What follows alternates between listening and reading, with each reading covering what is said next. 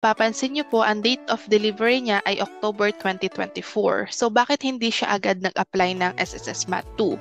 Kasi po, so, inintay pa po ng friend ko na magkaroon ng stamp yung live birth certificate nung kanyang baby. Okay, so, after naman po niya itong ma-submit sa SSS, noong November 30, kung mapapansin niyo po, 7 days yung pagitan. Matagal po siyang nag-intay kung ma-approve ba o ma-reject yung kanyang application. 1 week po siyang nag-intay noon.